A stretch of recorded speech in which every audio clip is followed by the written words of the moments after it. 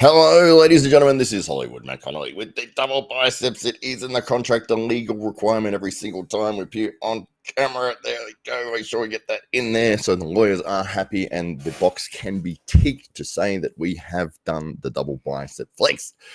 I did a lot of double bicep flexing on the weekend. We had the AWE Grand Prix event, which was absolutely stellar. And we're here to talk about the results. Some very insane, crazy, unpredictable results that happened. And I'll bring up the chat here so everyone can see that that is on. And if you write a comment, it will appear right there. I've got a couple of people in here already. If you are here, say hello, and I'll say hello back. We'll see who is online at this point in time. But yes, we had the AWE Grand Prix event, and what an event it was. It was an 8-man invitation-only heavyweight tournament, and it featured some of the best arm wrestlers in the Oceanic region. And we had 7 of the top guys in Australia competing, and we also had one from New Zealand. Of course, that's Matawaringi Heta Morris. And yeah, what a wonderful event. I'm hoping that everyone watched it. If you haven't seen it yet, you can see it on the AWE Underground YouTube channel. It has already been edited. It is already up there. We did do a live, which was just more of a behind the scenes kind of treat kind of live. So it was just running through the phone. And yes, but we filmed with 3 high quality cameras, and that's what we have edited into a good quality looking package. And you can see that on the AWE Underground channel at the moment. So I just want to wait a minute or two until a few people get in before we start chatting about the results. But we will say that it was in Brisbane, and thank you very much to Marcus Tirai for allowing us to use his place again for the tournament. It's where the Kingpins Arm Wrestling Club is based. And so we were very happy to be in there. If you've seen a lot of the other AWE Underground matches, you will recognize the background. And that is where we filmed again. A great location. And it was hot. It gets hot in that shed. But it's intimate. It has great lighting. And it looked awesome on camera when we did the underground matches. And so obviously it was a natural fit for us to put together for the Grand Prix event. So yeah, we were very happy to put that event together. We were looking at what was the next thing we wanted to do after the underground event. And we ran a couple of tournaments with the T-Series events. We had one here in Adelaide in November, and then we had one up in Brisbane. Well, it wasn't Brisbane. It was sort of halfway between Brisbane and the Gold Coast on Australia Day. And yeah, it was fantastic to be able to give prize money to all of the winners, and it was a significant prize money as well for an amateur tournament in Australia. And I remember specifically that SK from Brisbane or from Queensland, he walked away with like almost $800 for winning the under 70s left and right, and I think he got a place in the under 100s, like left or right or something like that. So he won quite a significant amount of money, which is fantastic to see that somebody can go to a tournament and actually walk away with almost $1,000. Yeah, so we ran that, and then we were thinking, what's the next thing that we wanted to do? And the idea of a tournament came up, but an invitation-only tournament. We're trying to get the best guys possible together to see who's going to come out victorious. And we listed, well, who do we think is the best guys that we could possibly get hold of in the country? And we reached out to everybody that we thought we would like to have. And the only ones that we weren't able to get were Mario Tambakis, because he was already booked for a match over in the US. And Lachlan Adair, obviously, because he has a restriction on his ability to compete in other organizations. But apart from that, we had the top guys in this country and in this part of the world that were competing in this tournament. And yeah, it was an absolute privilege to be part of it. So we'll get into the results here, and I'm going to bring up the bracket so everyone can see what I'm talking about. And I'm going to make it a little bit bigger. So we had our first match. You can see up there, Matawaringi Heta Morris was faced off against Andy Boskovsky. And that was the number 1 seed versus the number 8 seed. So Andy Boskovsky the lightest guy in the field, I think just over 100 kilos, versus Mataringi had a Morris coming in at 165 kilos, which is, absolutely enormous. He is called the Beast for a reason. That man he's just big everywhere. And Andy was very much the underdog in that match. But if you've seen the event, you will see that it was no pushover. Andy was well within that match. He's a hook puller. He managed to get into a supination position, and he was driving sideways, but Header Morris was too strong, too heavy, managed to use back pressure and extend. Sit here so you can see what I'm doing. Extend Andy's arm. Andy using his bicep to hold, and he held for a really long time with 165 kilo man pulling against his arm. But eventually he did get pinned. But what a phenomenal effort, and very, very impressive. So that moved, as you can see on the screen here. So Mataringi Header Morris moves on into round 2, and Andy Boskovsky drops down into the B-side bracket. And the next matchup we had was Gunters Bykovs and Rickard Bornman. And I had actually picked Gunters in this matchup. I saw both guys as very similar stylistically. And I said to Gunters that it felt like Rickard is like the young version of you, which Gunters found very funny. But, very similar in their weight, very similar in their structure, both big, naturally big men. And I felt maybe that Rickard would be more powerful, be stronger.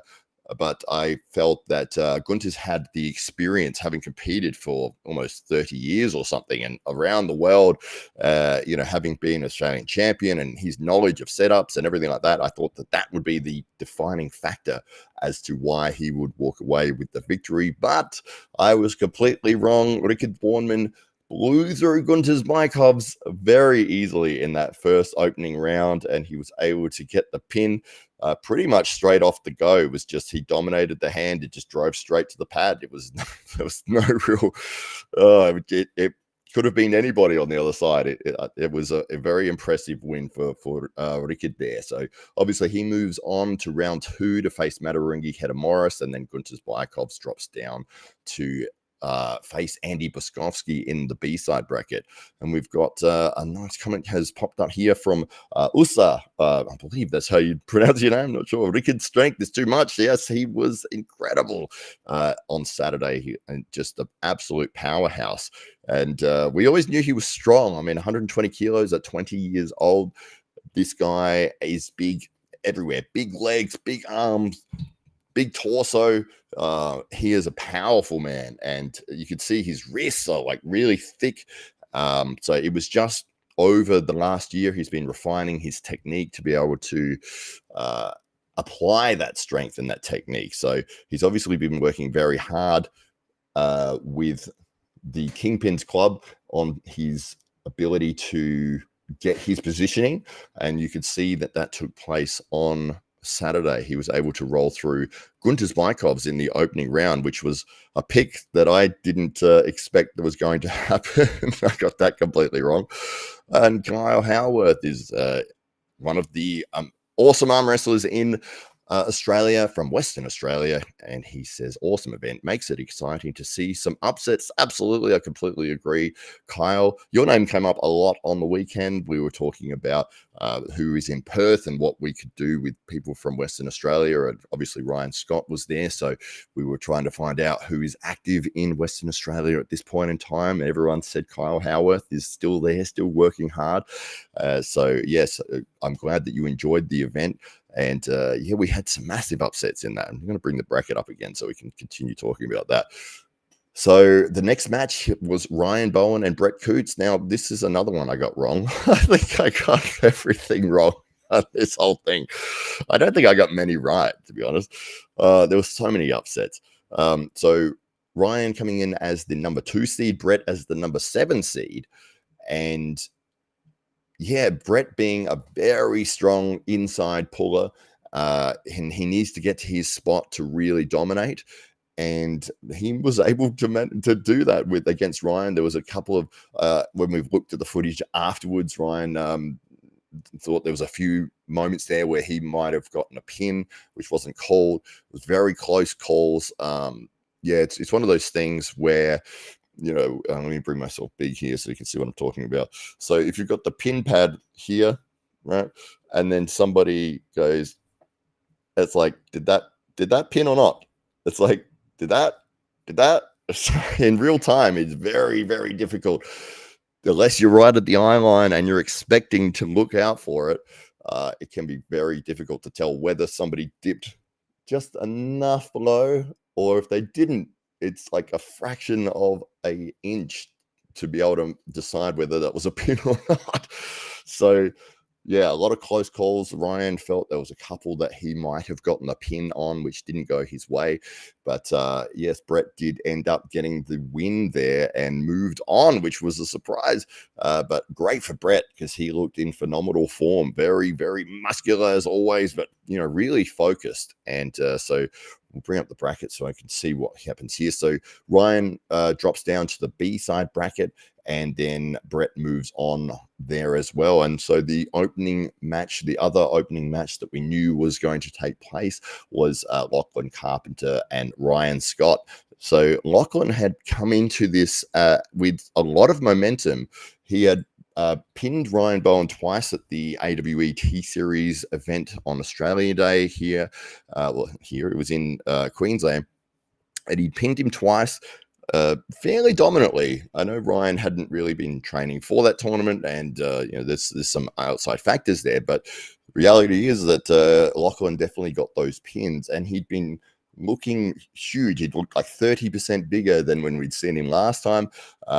He looked very, very focused on winning this tournament, and his opening round was against one of the Australian legends in Ryan Scott, the Milkman, who has been around forever and knows arm wrestling in and out. And we haven't seen him for a couple of years. I think the last time we saw Ryan was either at the Over the Top tournament or he had a super match with Ryan Bowen. But both of those were a couple of years ago now. So, but he has the perfect style for a tournament. He is very much a flash pin, a victorious kind of puller. So if you could get a couple of flash pins in and you're running through the field and not exhausting yourself, that is perfect, because by the time you get towards the finals, towards the semifinals and the finals, you may be facing somebody who's been in a couple of wars and they're like a quarter strength of what they were previously, and you're still like, oh, I've still got everything here because I've exerted hardly any effort. So Ryan is that man. He has the ability to just roll through somebody, and that is exactly what happened in that match. He was able to get position on Lachlan, and it was a go, and then there was a little bit of a battle for about half a second before Ryan got the position he needed and just went straight sideways to the pad. So he moved on in the bracket. Lachlan drops down. So Lachlan Carpenter versus Ryan Scott. We had Ryan Scott winning there, moving on. And then we obviously see on the B side there that Ryan Bowen is the man that Lachlan Carpenter will be facing, which was good that it worked out that way because we got to see a rematch of these two guys in the tournament from February. So round two, moving on, Matawaringi Hannah Morris and Rikit Bornman. It's always fun to say Rikit's name. So this was a bit of a match we weren't sure how it was going to go. I've got a question here from Murgok. We'll just answer that first. Bournemouth going to East versus West qualifiers along with Bowen. I don't know. I'm not sure. I'm not sure if Ryan's going to it either. I think there's some questions because it's about 2 weeks from now. So yeah, I don't know if they would be peaked for it. It was still sore. Yeah, I can't remember whether they said they were going or not. And I think it's trending towards not going. But don't quote me on that because there was a lot of things said over the weekend. I can't remember everything that was said specifically about that. From what I don't think they are going, but I could be wrong. Is that a very confusing way to answer your question, Murgo? Basically, I don't know. School Lady Boy, I love the name, very clever. Says, yo, and hello to you too, sir. Very, very ingenious play on words there. Schoolboy obviously being one of the top arm wrestlers in the world, and yeah, looking bigger every time I see Schoolboy. He looks like he's grown another inch and put on another 10 kilos. So he's far from a schoolboy these days. Yeah, so we were talking about Matawaringi and Rickard Bornman. So that was a match which, again, I would have favored Matawaringi in that, having experience competing around the world, being powerful, a powerful man at 165 kilos. And Rickard, he's very strong. He's a big guy. He's 120 kilos. He's only 20 years old, and he's only really been in the sport for just over a year. And my initial feeling was that the same as with his match with Gunters, that Matawaringi would be more technically superior to Rickard, and he'd be able to stop Rickard from being able to get into his powerful position. But again, I got proven wrong, and Rickard was victorious very convincingly. Rickard is blowing through the field at this point in time, and he has just taken down Gunters Bykovs, who is an Australian legend, and he's just also taken down Matawaringi Hannah Morris, who is, he's called the Beast for a reason. That man is a giant, powerful man, 165 kilos. And to see Rickard get the win there, it was like, oh, maybe we were wrong about where we should have ranked Rickard. He was ranked 5th, but he has now moved on into the semi-finals. And we had the second match in the A side of round 2 with Brett Coots and Ryan Scott. And again, it was both these guys have been around Australian arm wrestling for a very long time. They would have matched against each other lots of times, and they've almost got a perfect contrast of styles, where Ryan Scott wanting to be up very high with his hand and coming over the tops with side pressure, and Brett wanting to supinate in and make the match as horizontal as possible to use his powerful arm. And it was an interesting match. We did get to see that Brett managed to get the win, and he was very happy with that. And he moved on in the bracket, and we'll bring that up again here. So Brett moves on into the semi-finals to face Rickard.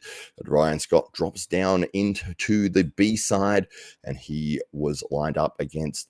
Have I spoken about the B side yet? No, I haven't yet. Okay, I'll get to that after. I'll finish going through the A side, and then I'll start looking at the B side. But yeah, so in the semi-finals, Rickard Bornman and Brett Coots. Again, Rickard just too strong. There was just not really much anybody could do against him on Saturday. He was just, as soon as it was a go, it was straight to the pad. And there was never any point throughout the whole day where he got pushed back, where he was in, a position where he had to adjust and then go for the pin. He was just driving to the pad every single round, and it was, blowing everyone's mind. It's like, this guy's taken out some of the best guys in the country, 3-0 without exuding much effort so far. And so he won against Brett. He moves into the finals, and we can see that Brett Coots, he managed to work his way through the B side to face Rickard again in the finals. But yeah, in the B side bracket, obviously Andy Boskovsky was able to beat Gunters, and now that for Andy was a huge win. He was very, very pumped up about that, and for good reason, because I think when Andy would have started arm wrestling, Gunters would have been the guy to beat. He was just the unstoppable Mount Everest arm wrestler that was untouchable. And to see that he's able to rise to that level and then to be able to beat Gunters, it is an absolute massive achievement. So well done to Andy. He was pumped. He was cheering. If you watch the footage there, you can see it on AWE Underground channel. He was very, very excited. And then I think as they were undoing the strap, he's like, "This is Gunters, everybody. Just so you know, I did win against Gunters Bykovs." So well done to Andy there. Fantastic effort. Ryan Bowen and Lachlan Carpenter. Now that was another exciting match that we really wanted to see, because it was a rematch of the T-Series tournament on Australia Day. So Lachlan Carpenter getting 2 pins on Ryan at the T-Series tournament. And Ryan had said throughout the build-up for this event, I hope that we do get to meet in the tournament, because I can show you what I'm really like when I'm properly prepared. and I'm at full strength. And that's pretty much what we saw in that matchup. Ryan too strong for Lachlan there. He was able to get the win, and Lachlan at that point ended up being eliminated. And yeah, there's always going to be an 0-2 in each tournament. Somebody's going to go 0 wins and 2 losses, and it's unavoidable. You don't want to see it happen, but unfortunately, Lachlan Carpenter seeded third. He did get some. Well, there was no easy matchups in this entire division, but yeah, unfortunately, losing to Ryan Scott, and then he had Ryan Bowen straight after. So yes, he did get eliminated at that point. But and Gunter's Bykovs as well, also going 0-2. He was one of the favorites leading into this, as seeded fourth. Yeah, so both those guys have been eliminated with 0 wins, 2 losses. Moving on, we had Ryan Scott and Andy Boskovsky, and again, Andy rising to the challenge and being able to beat one of the legends of Australian arm wrestling in Ryan Scott. That was another big win. It was a huge day for Andy Boskovsky, and I was so happy to see it for him, because you could tell that this guy has put in the work, and he's really started moving towards that progression in his arm wrestling career. He was very busy with his studies. He's studying medicine, which is now finished, so he's working as a doctor now. But that side of it is he can now commit fully to arm wrestling, and you're seeing the results of that. He's able to come up to this tournament with 7 other of the best guys in this region, and he beat Gunter's Bykovs. He's beaten Ryan Scott. He's made Matawaringi work extremely hard, and so obviously he's moved on, and you can see there he gets Matawaringi again in the next matchup, because Matawaringi ended up facing against Ryan Bowen. There was a little bit it was a difficult match. There was there was a moment, actually, I want to talk about this, because this was probably the most impressive moment of the day for me. Was this match with Matawaringi, Hedda Morris, and Ryan Bowen. So we know that Matawaringi is 165 kilos. He's an absolute powerhouse, and he was able to get a position on Ryan and roll back with back pressure. And Ryan was not completely flopped with his wrist, but it was sort of like about there. And he was holding and holding and holding, and Matawaringi was putting more and more pressure, down into Ryan's fingers, and Ryan was holding with everything he had, and it was getting worse and worse for him. His arms getting extended, and he was just trying to hold on as much as he could. And in the end, Matawaringi actually fell over backwards.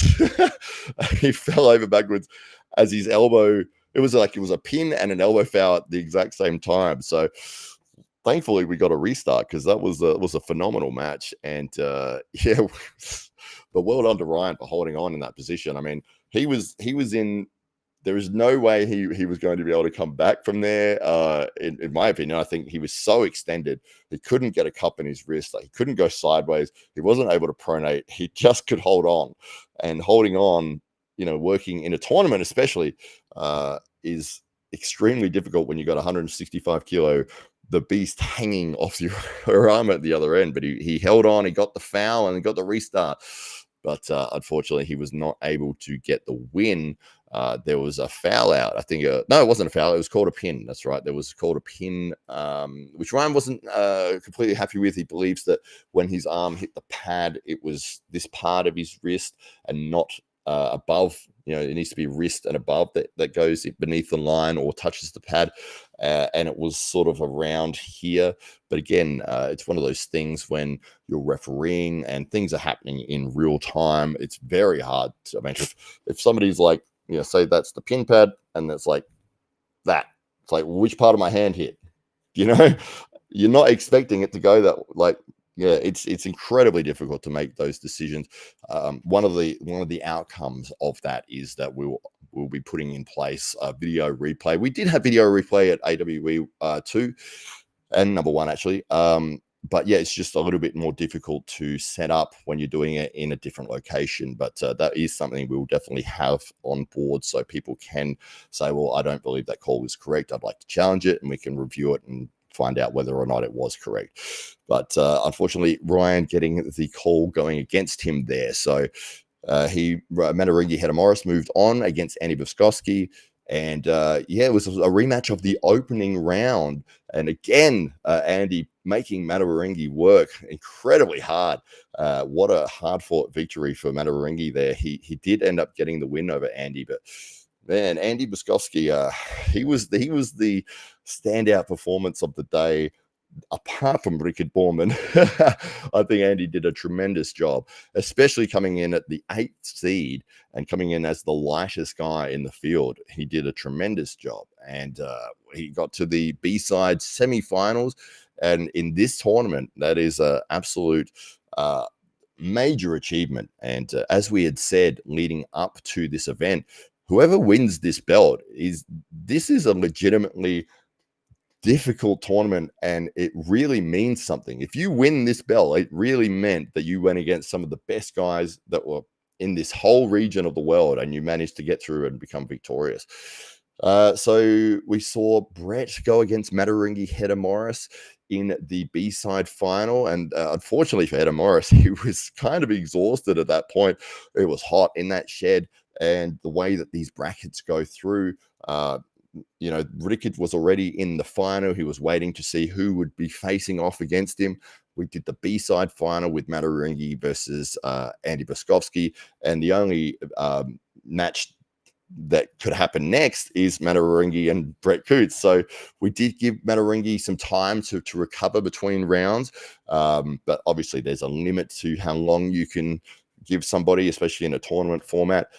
So he had, I think it was about 4 or 5 minutes of recovery, but really, I mean, it wasn't enough. He was exhausted. How that match would have gone if Matawarengi was fresh, I don't know, but he started the round, and Brett, I mean, incredibly strong. And we already know that Brett is just so powerful with his arm, and he was able to catch Matawarengi trying to use his side pressure sort of roll, and he just gassed out. I mean, you could see, because I think we had the lapel mics, and you could hear Matawarengi's breath. We muted it on the edit, but you could hear how hard he was breathing, and he was just at one point, I think he's just gone like, that's it, I've got nothing left. And Brett got the pin. But that is a tournament. I mean, that's exactly what can happen. And that's why it's so exciting, because you never know what will happen. People can get into wars. People have to go from one match to the next with very minimal break. It's all those drama things that really get to play out. And we saw it take place. And it was only 1 hour, actually, that this whole tournament went through. So we really enjoyed that format, and we moved on to the final, the grand final, with Rickard Bornman and Brett Coots. And yes, Rickard just too strong, too powerful. Brett couldn't, well, I don't think that he had the option to really do anything. Rickard just, again, powering through straight to the pad. It was an incredibly impressive performance from Rickard Bornman. The entire tournament, he never looked like he was in danger. He never looked like anybody could stop him.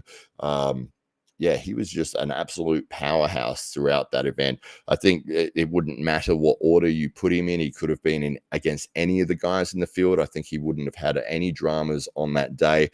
Just incredibly strong, unbelievable, and well done to Rickard. He did an amazing post-event speech where he thanked his dad and said that he really missed his family, and he was very proud to be part of the AWE, which was amazing for us. We were so proud to see him compete and have all the guys up in Brisbane competing in this event. But yeah, what a win to Rickard Borman, a lovely guy, so humble and nice and friendly, and yeah, he can be a superstar in this sport, absolutely.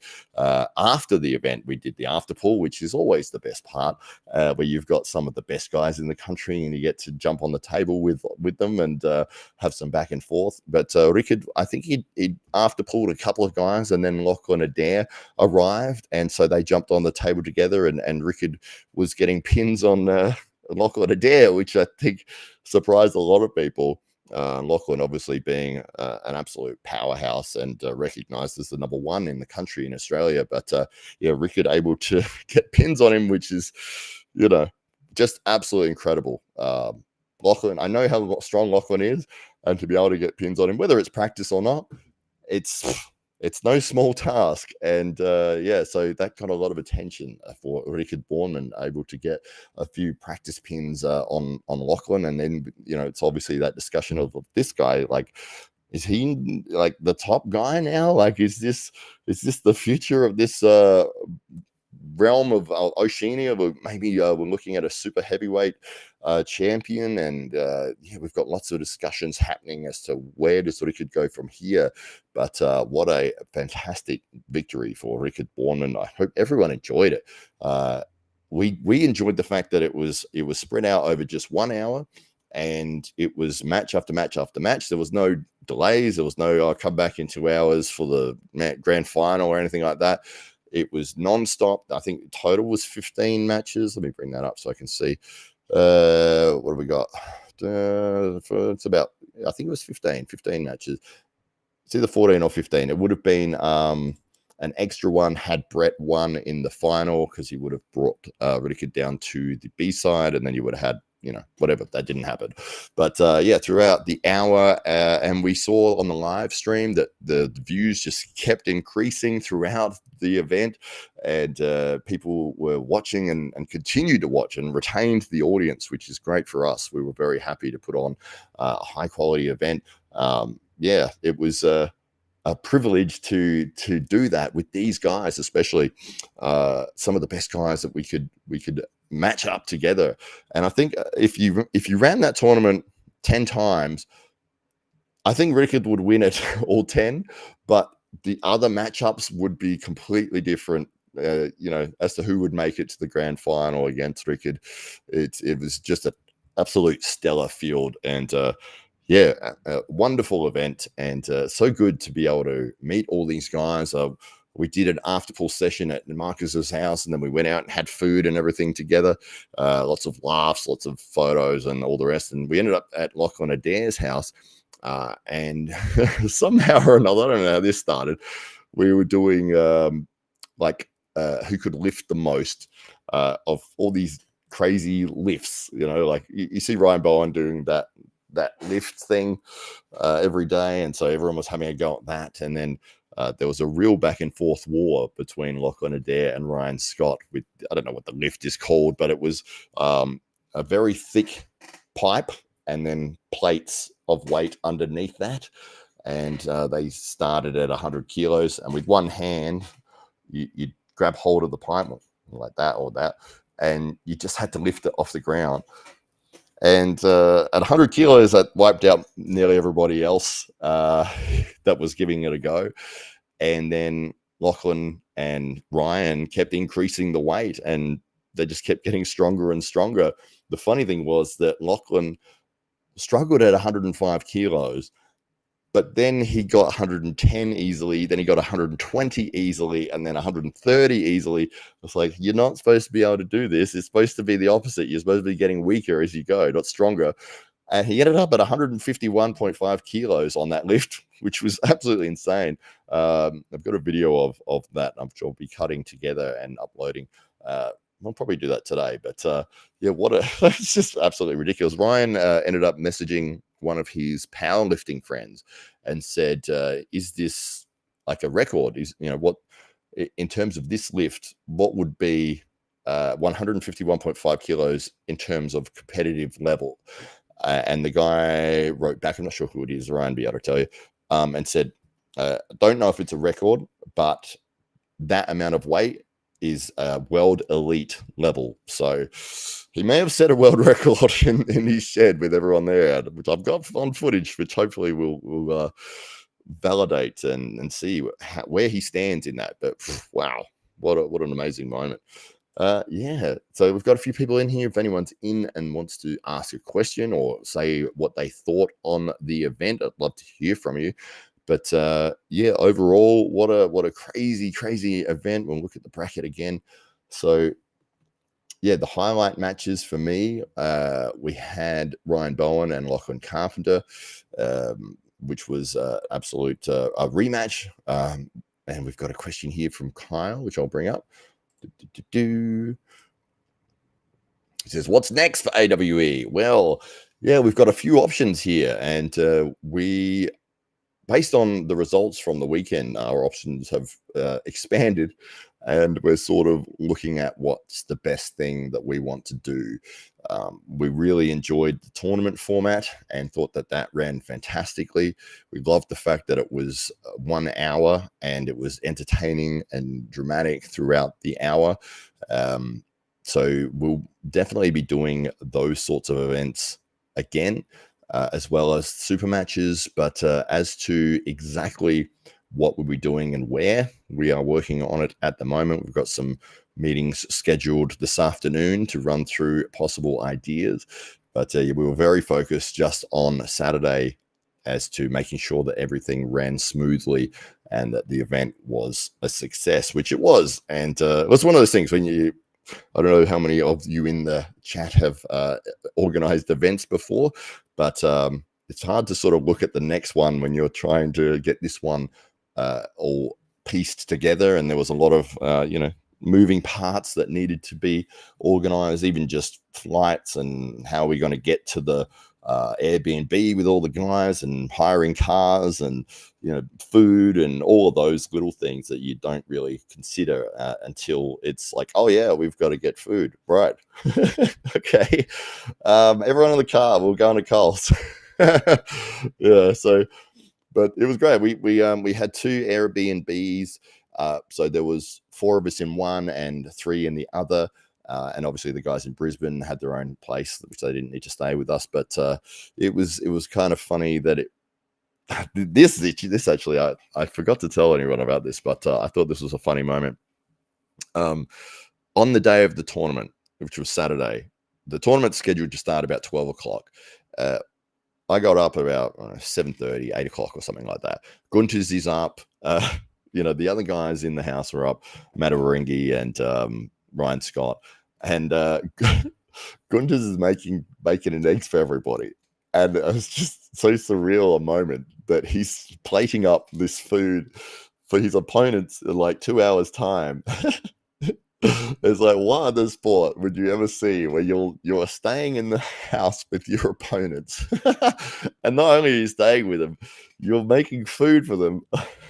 It just made me laugh. I thought it was fantastic. But that's this arm wrestling community. I mean, everybody is so supportive, and it's almost like you don't want to see people lose. You want to see everybody win.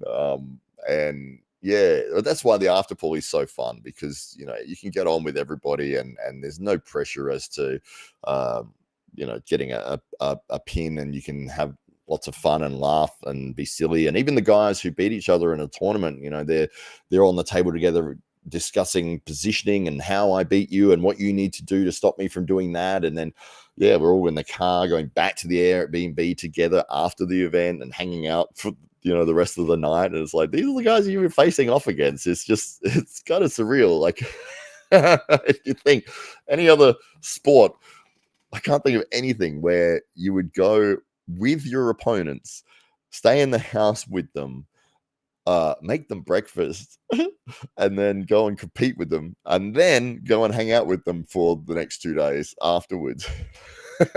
It's just, I don't know, I love it. I think it's fantastic. It just shows what community this arm wrestling sport has, and that everyone is so supportive. And we're watching the matches back on the Sunday morning, and Lachlan Carpenter's there like this because he didn't want to see himself get beaten. And I don't know, it was great. It was great fun.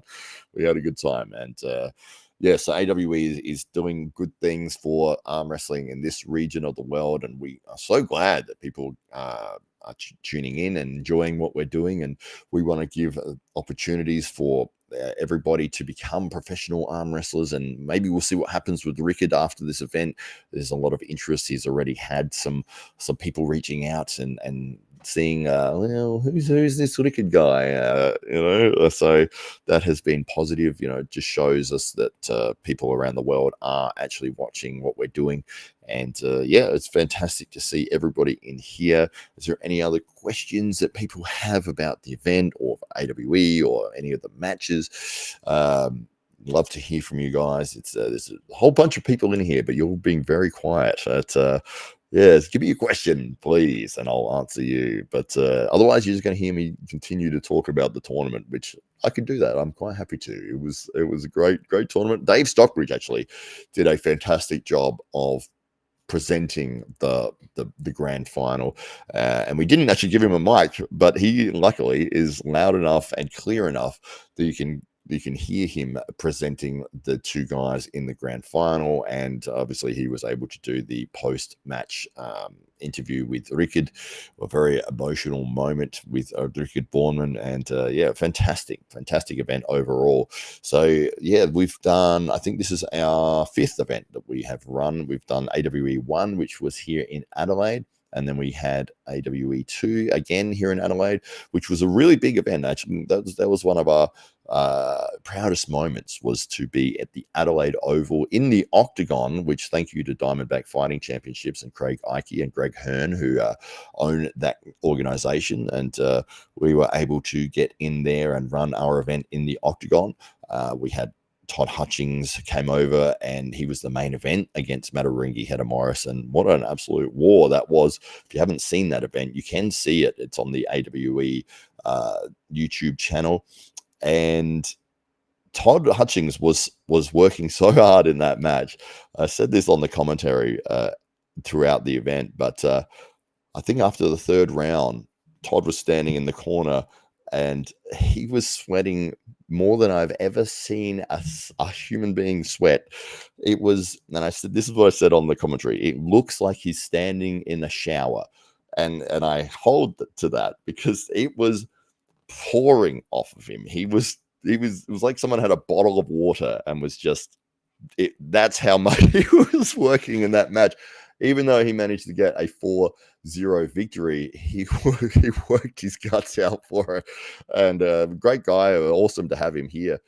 We've got a comment here from Desmond Green Andrew. Is another AWE T series going to happen soon? Yeah, so that's what we'll be discussing this afternoon as to what the next thing we want to be moving towards, and whether or not it's a big super match event or another T series event.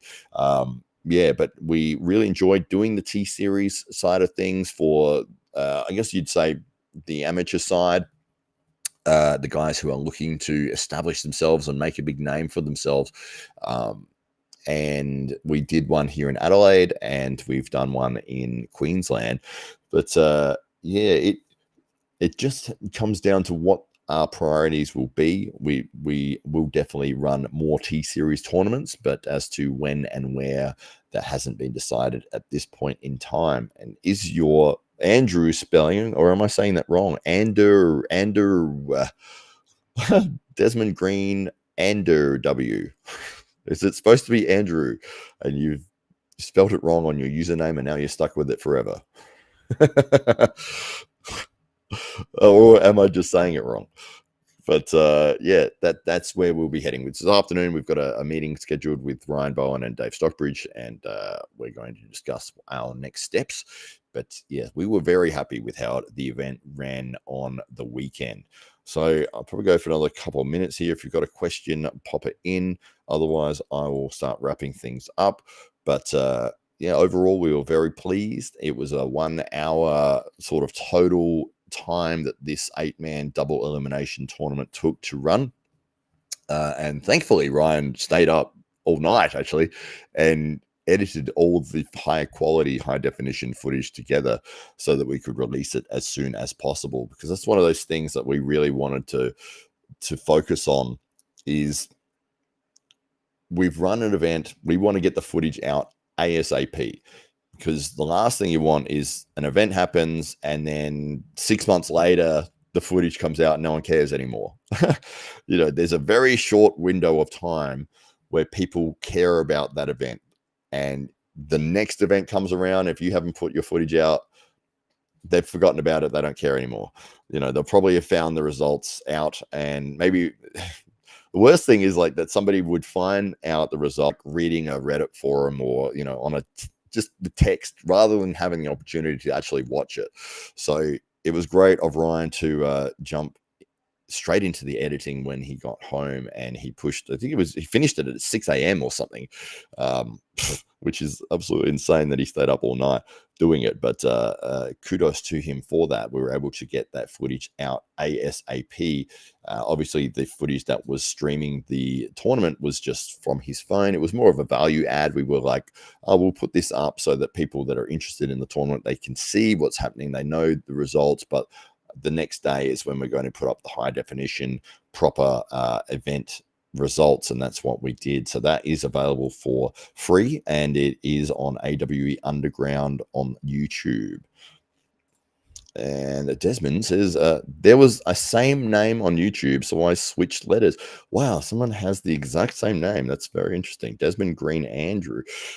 Yeah, I mean, you would think that would be rare enough that you wouldn't have to goof around with it, but yeah, at least I wasn't saying it incorrectly. Grant Law, one of the SA Titans and a fantastic man, he says an excellent event that takes arm wrestling another big step forward in Australia. Yes, and I know that, Grant, you would be excited that Rickard was the victor in that. Obviously, being a South African, and Grant coming from South Africa as well. You know, I always see your comments on his stuff, and it's written in Afrikaans, and then I've got to press translate to see what you've actually said. But yes, well done to you on your birthday the other day, and I'm sure that I will see you on Sunday at training. And yeah, 8 billion people, I guess so. Yeah, I don't know. I thought it would be rare enough, but yeah, I guess if you got to change it, you got to change it. But it's close enough that I would have probably read it as Andrew without having to mix it up there. But yes, so probably another minute here, guys. If you got any other questions, let me know. Otherwise, I'll finish up. But we were very happy with how the event ran. There was some feedback about refereeing. One of the things that's always amusing to me is on our videos. There's always people that complain about the refereeing. But they don't actually know what the rules are for AWE. They haven't. The comment will say something. Oh, they're starting in a hook, or they started supinated, or they started in this position. It's like in AWE, if both guys agree to start, no matter what position they're in, if they are both happy to start in that position, we'll just say go. And that's part of the AWE rule set. But I think the people who are commentating think that every single event around the world runs under the WAF rules, which is not correct. It's not accurate.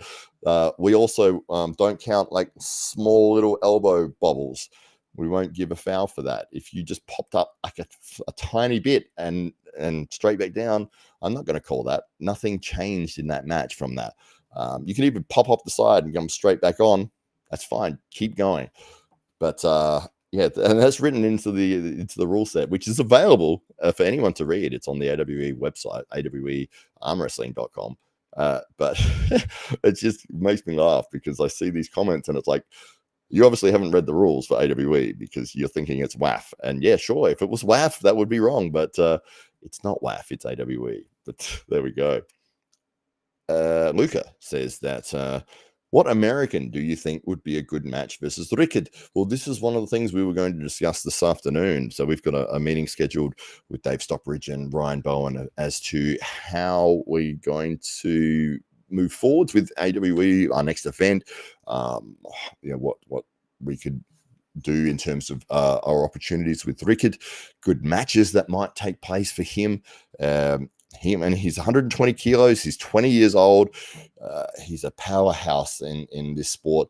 We've got some names that we've come up with, which I don't want to share just yet because I don't want to say anything about potential things that haven't happened as of this point. They're just ideas, and we haven't reached out to anybody. We're just throwing ideas at each other, and that will continue this afternoon. But there are a lot of good pullers that Rickard could face off against, especially in America and especially in Europe.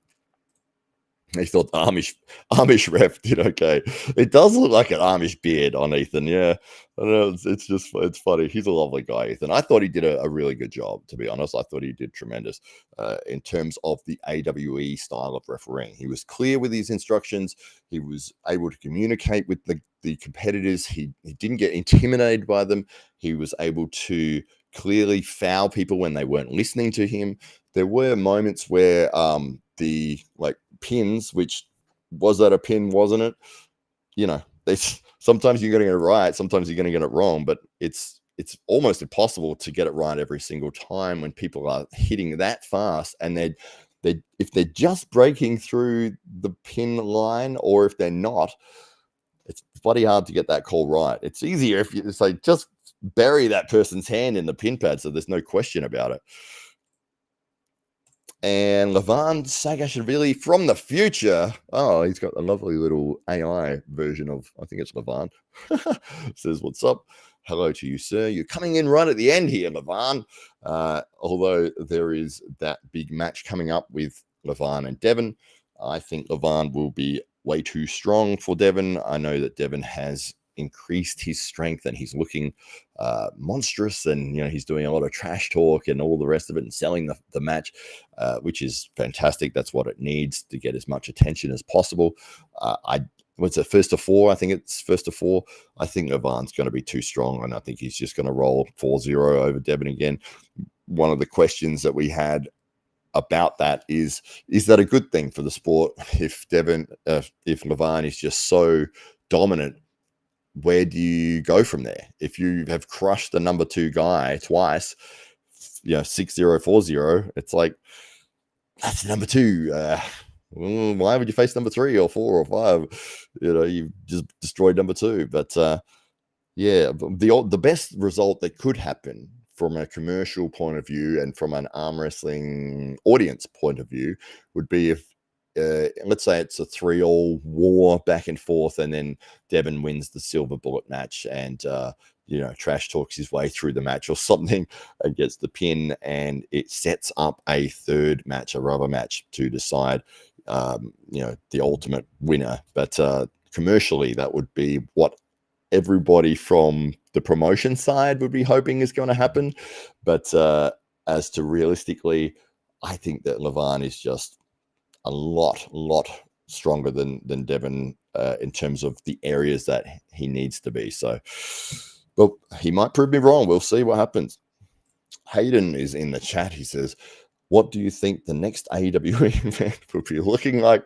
Well, I'm glad that people are asking this question a lot. And the only reason I've sort of giggling there, Hayden, is I think I've answered that question 4 times so far, but I'm glad and happy to answer it because it shows that people want to see more of AWE, and that is a highlight for me. It's very nice that people are looking forward to the next event. I've got a meeting scheduled with Dave Stockbridge and Ryan Bowen this afternoon. We're going to discuss exactly that. What is the next thing that we want to do? Do we want to do another big super match card, or do we want to do a T-Series event, or do we want to do another 8-man tournament? So there's a lot of exciting things. We're not tied into anything, which is it's great to have that freedom and the ability to change and do different things. We're not sort of tied into only super matches or only tournaments. We can do anything and everything. I mean, one of the events that we've run, which was under the SA Titans banner, but it was one of my favorite things, and it was called Last Man Standing, and it was a 1 hour king of the table kind of thing. And if you won, then you stayed on. If you lost, then you go to the back of the line. So the person who was going to be in the king position right on the hour, when it ticks over to the hour, they won $1,000. And the person who held on to the king position the longest throughout that hour also won $1,000. That was one of the most fun events that I've ever seen take place. I think it's on my YouTube channel, HollywoodMattConnolly.com. Just have a look for Last Man Standing. In 60 minutes, I think we had 180 matches or something. Absolutely fantastic event. But again, that is a possibility. We're not restricted to only doing super matches, only doing 8-man tournaments, only doing T-Series. We can do whatever we would like to do, and that's what we're discussing this afternoon. What is the next thing that we would like to do with AWE? And Lucas says he likes the 8-man. Do lightweights next. Well, we'll see what happens. That might be on the discussion point. One of the things that's kind of difficult here in Australia is we don't have as many people competing in arm wrestling. So if you targeted a certain weight class, my first question is there enough competitors to even put that together? Let's say it's under 70. I don't know if we'd have enough people, especially elite people, especially people that it would be a really tight competition that you can have some absolute wars and really build some drama. Obviously, in the heavyweight division, we were able to get that happening, and that's what you saw on the weekend with the Grand Prix. But yeah, the lightweights, Josh Barker is just light years ahead of everybody in the under 70 kilo division. He would win any tournament that is held probably in this whole southern hemisphere. He is an absolute weapon with his press, and it's pretty hard to sort of put a tournament together when you've got an absolute killer like that in that division, and then to restrict him from not competing in it would almost be painful as well. But yeah, invite a few outsiders. Yeah, possibly. We could see what happens with that. Obviously, you've got to look at your expenses as to, who you're going to get over and how much is it going to cost and what is the benefit in terms of viewership and all the rest of it and marketing, because Australia, unfortunately, is completely on the other side of the world to nearly everything else. And, flying out to Australia from anywhere, you're looking at minimum $2,000 kind of thing, and multiple days of travel as well. So, if you've got a lightweight tournament, it's like, well, you'd have to be approaching your top guys to make it interesting. And it's like, do they have a big following? Are they entertaining? Are they commercially viable? Those elements really do count when you're looking at it from a promotion side of things. I always say this to any of the arm wrestlers that I'm talking to, that just got a message that if you can build a profile for yourself, make yourself known, you'll find that you'll get a lot more opportunities than if you're an elite arm wrestler that doesn't put themselves out there. So obviously, if you're winning absolutely everything, you're going to get opportunities. But if you're sort of sitting in that third and fourth position, and you're not making a name for yourself in any which way, it's got to be pretty hard to find those opportunities, the same opportunities that others may get that are nowhere near as good as you. Josh is a killer. He absolutely is. He's under 70. It's like Josh, and then the next guy is way down there. Josh beats heavyweights. That's how bloody good he is. He actually at the AWE Underground event, you can see Josh Barker, who's 70 kilos, facing off against a Tyrone, who was 155 kilos, and Josh comfortably won that match. That's how bloody strong he is. And the Drew thought about moving Australia closer to us. Yes, well, I've seen conspiracy theories out there that say that Australia doesn't exist, which I thought was quite funny, literally living in the country at the time.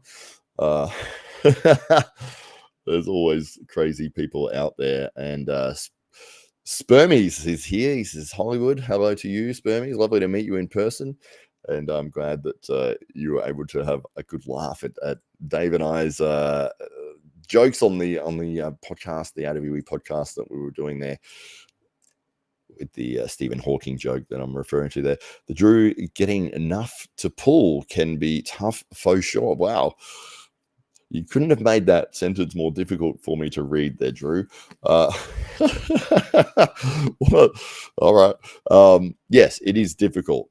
If you're looking at any weight division, it's like, is there enough competitive guys? Because you might get enough people, but it's like your number 1 and 2 might be way above everyone else, and there's just no point putting a tournament together because it's just going to be these guys that win, and yeah, it can be frustrating in that aspect, but the sport is growing here in Australia. And I think one of the reasons for that is, luckily, we've got AWE pushing things. We've got the AAF that is putting events on as well.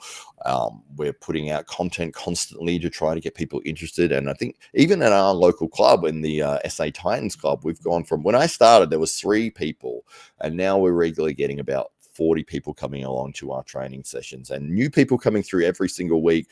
And they say, we've seen your videos, or we've seen you on YouTube, or we've watched your matches. And they will walk in. The craziest thing is they'll walk in and they'll know everyone's nickname, which is just like, really surreal. But it shows that they are watching, and then they feel like, oh, I'd like to actually give it a go. So we're getting people like that every week at arm wrestling. And it's actually strange for me to go through a whole training session and not arm wrestle every single person there, because that's how it used to be. It used to be that there was, maybe 8 to 10 people, and you'd get on with everybody. And I thought this the other day when we had a training session, there was probably 40 people there, and I missed out on maybe 10 people. And I was like, man, this is weird. Like, I'm so used to training with absolutely everybody. But yeah, it's good. It's a good thing that, you're running out of time, and we're there for 3 hours and still couldn't get on with everybody. So yeah, it shows to me how much the sport is growing in this area. And then we're seeing clubs getting sort of coming out and popping up all over the country as well. And New Zealand as well is starting to really push up. And so we can have some great matches with the guys over there. And really, Singapore has its own events going as well with Greg Yeo. He's putting things together. So yeah, it's absolutely tremendous to have this growth in the sport. Here, I'll put the chat up here so you guys can see what pops up. There we go. And I'll scroll down there. Spermies is talking to Bike. Muscle Bike. Great to see Muscle Bike in here. Muscle Bike. I don't know. What is the reference there, Muscle Bike? Is it Muscle Dash Bike, or is it that you have a bike that's... Oh, I can see it there. It's a motorbike. Muscle car, muscle bike. I get it. Very nice. The Drew says, could Rickard come on the show? He's at work at the moment. That's one of those things that we are trying to do, is make it so that arm wrestlers can be professional arm wrestlers, and that is what they do as their employment, rather than having to work a job as well. But yeah, we'll be talking to him today later on, but it won't be through a podcast. It'll just be, obviously our own private discussion. But yeah, he is working at the moment. That's why he wouldn't be able to get on here. But yeah, he has a great interview with Ryan on Ryan's channel, which was prior to AWE 2 when he took on Mario Timbakis. And you really get a good insight as to what makes him tick. And yeah, he is a good guy. The truth's got a motorbike emoji there. Muscle Bike, Matt, I am a motorbike.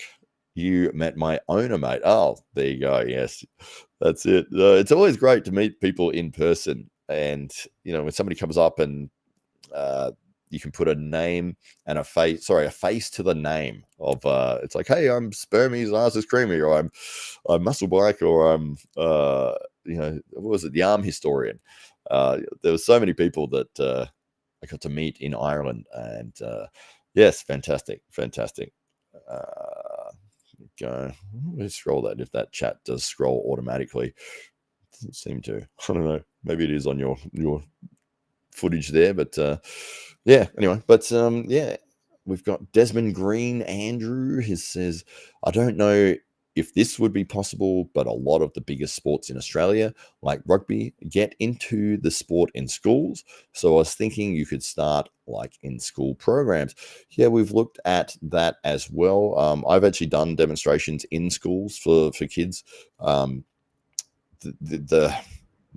concern is arm breaks, because you put an arm wrestling table in somewhere, but you don't provide the coaching, or if you did provide the coaching, it'd have to be for absolutely everybody that was going to get on that table. Yeah, you put an arm wrestling table in there, I think within that week, somebody's going to break their arm. And then that's bad publicity for the sport. It's just, yeah, you really there is that safety aspect of arm wrestling where you need to have somebody show you how to do it correctly before they get on and actually start going 100%.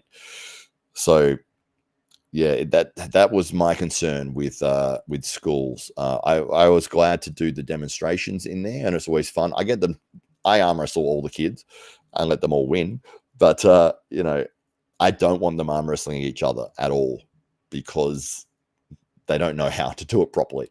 And it's almost like putting a boxing ring in somewhere and then going, oh yeah, go in, have some fun. It's like people don't know how to box. They're just swinging punches at each other. Someone's going to get bloody hurt. So yeah, that is my concern. I really like the aspect of come to the club and we'll teach you how to do it properly.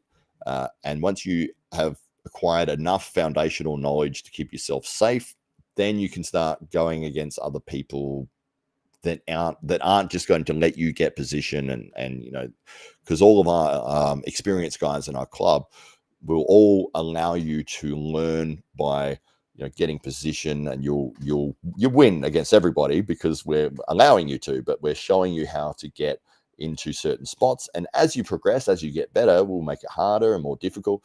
But the last thing I want is two guys that have turned up for the very first night and they got on a table together. No, that's not going to happen. You come with me, you go with him, and we'll show you what to do properly. And don't go against each other until you know how to keep yourself safe. Yeah. No, we saw that one. I keep clicking on the wrong one. Spermies, there you go. It was great to meet you. It was great meeting you, absolutely. And I know that everybody had a fantastic time in Ireland for the Arm Gods event. And yeah, it's always great to put a face to the name. So great to meet you too. And Muscle Bike, we'll meet again. Hopefully we'll get to pool next time too. Absolutely. Yeah, I did manage to get on the table at Arm Gods right at the end of the night. After the thumbtack match, I had to go with Phil Woody and Mindargus Dorcas and a couple of the other guys there. But the pads had been taken away. So it was just a flat table. And there was bloody thumbtacks everywhere. When I got home from Ireland, I still had thumbtacks in my shoe. I was pulling out. So yeah, it was a crazy, crazy time. Test those loaded guns out, says the Drew. Yeah, that's it. We'll get you a nice little double bicep there. But that's a bike. Here we go. And Matt's very nice. Spermy says, I would have pulled Matt, but I didn't want to hurt him. Thank you, Spermies. That was very considerate of you. Yes, you were hurting everybody on that card. That's why they said don't go on against Spermies at all. He will crush you, he will destroy you, and you will never be the same afterwards. Getting some nice little emojis there as well. All right, no worries. So, any other questions, guys? I'll go for another minute here if there's any questions anyone has, if they want to write about the event or anything to do with AWE or anything to do with arm wrestling, or happy to answer. The Drew says, have you got a license for that weapon, Matt? Well, thank you, Drew. That's a nice compliment. Luckily, you don't need to have a license to have arms. Maybe one day you will, but no, it's not a requirement. For those, you fixed your spelling mistake there. Oh, very nice. All right. No worries. Well, what I might do is I might wrap this up here. But thank you to everybody in the chat. Thank you for watching. If you watched the AWE event on the weekend, the Grand Prix, you can see it. It is on the AWE Underground YouTube channel for free. It is right there right now. So lovely to see everybody in here. And Spermy says AWE was interesting. Some serious pulls here. It was a fantastic event. And thank you to everybody for tuning in. But I'll leave it there. So I'll give you one last double bicep just to finish things off. All right. And